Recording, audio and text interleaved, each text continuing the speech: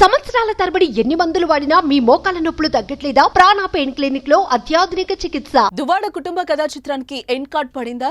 Daily serial సాగిన విభేదాలు తాత్కాలికంగా ముగుస్తాయా లేదా మళ్ళీ కొత్త ఎపిసోడ్ తో మన ముందుకొస్తారా? దువ్వాడ వాణి వెనక్కు తగ్గినా దువ్వాడ శ్రీనివాస్ మాత్రం వెనక్కెందుకు తగ్గడం లేదు.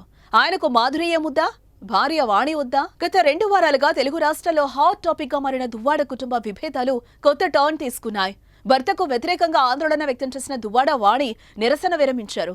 ఆస్తులు, ఇళ్లు పంపకాలు అంటూ కండిషన్స్ పెట్టి రచ్చలేపిన ఆమె ఒక మెట్టు దిగారు. తమకు ఏం అవసరం లేదని, ఒక్క రూపాయి కూడా వద్దని, దువ్వాడ శ్రీనివాస్ తాము కలిసి అందరం ఒకే ఇంట్లో ఉంటే చాలని చెప్పి బాంబు పేల్చేశారు.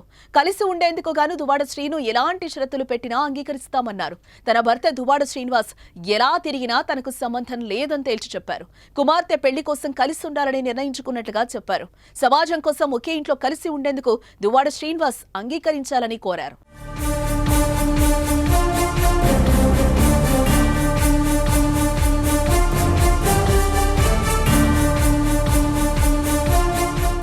భర్తపై కుమార్తెతో పోరాటానికి సిద్ధమై ఇలా అనూహ్యంగా వాణి యూటర్న్ తీసుకోవటం చర్చనీయాంశమైంది. ఇప్పుడు అయితే భార్య తగ్గినా దువ్వాడ శ్రీనివాస్ మాత్రం తగ్గేదేలే అంటున్నారు. వ్యూహం ప్రకారమే వాణి మాట మారుస్తున్నట్టు ఆరోపించారు.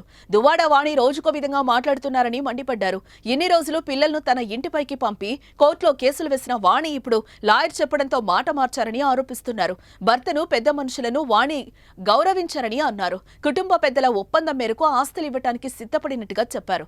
అయితే పిల్లల విషయంలో తండ్రిగా తన బాధ్యతను నిర్వహిస్తానని మాటిచ్చారు. తన కూతుళ్ల పేరు మీద సుమారు 27 కోట్ల ఆస్తులు రాయటానికి సిద్ధంగా ఉన్నానని, అయితే ఈ కొత్త ఇళ్లు మాత్రం రాసిచ్చేది లేదని దువ్వాడ శ్రీనివాస్ స్పష్టం చేశారు. దయచేసి తనకు ఇబ్బంది కలిగించొద్దని, ఇచ్చిన బంగ్లాను వాడుకోవాలని కోరారు.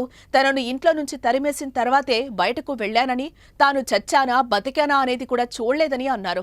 వాణి నాటకీయంగా మాట మార్చిందని, రోజుకో నిబంధన, ఇప్పుడు కొత్తగా కలిసి ఉంటారని చెప్తోందని అన్నారు.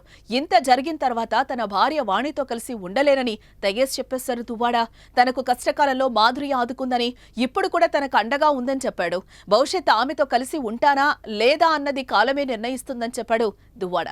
వాణి అలా, దువ్వాడ శ్రీనివాస్ ఇలా. ఈ వివాదానికి ఎలా ఫుల్ స్టాప్ పడుతుందనేది వేచి చూడాలి.